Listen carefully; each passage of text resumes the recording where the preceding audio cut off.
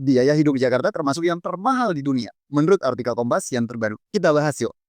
Di artikel tersebut disebutkan bahwa rata-rata biaya sewa rumah susun di Jakarta sekitar 3,98 juta, sementara rata-rata atau penghasilan pria di Jakarta adalah 5,25 juta per bulan, sehingga rata-ratanya adalah sekitar 76%.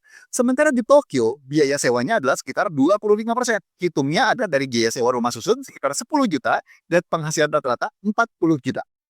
Menurut saya data ini kurang pas karena rata-rata pekerja di Jakarta tinggalnya bukan di rumah susun apalagi apartemen, tapi tinggalannya mereka di kontrakan atau rumah petak yang harga sewanya jauh lebih murah. Kita lanjut dengan biaya cappuccino. Di Jakarta 34.000 sehingga dihitung sebesar 12% penghasilan harian. Sementara di New York biaya kopinya 100.000 tapi dibanding gajinya hanya 3,5%. Lagi-lagi saya kurang setuju karena pekerja rata-rata di Indonesia minumnya bukan cappuccino tapi kopi kapal api yang harganya Rp4.000 di Starling alias Starbucks keliling. Lanjut lagi, dengan biaya makan McDonald di Jakarta 55.000 sehingga jadi 18%. Padahal rata-rata pekerja makannya mungkin di warung Tegal atau warung Padang yang mulai dari 10 ribuan sudah bisa dapat paket lengkap.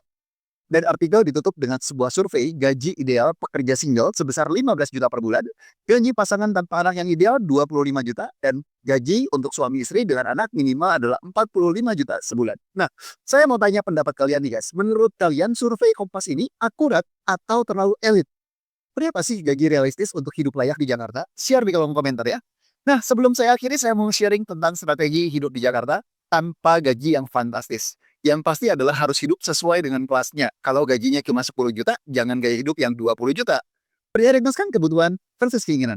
Side hustle itu wajib, bisa jadi driver online pada saat weekend atau pulang kerja, dan bisa juga jadi reseller di toko online, atau freelance sesuai skill. Investasi kecil-kecilan, reksadana bisa mulai 100 ribuan per bulan, bisa juga nabung emas atau nabung saham.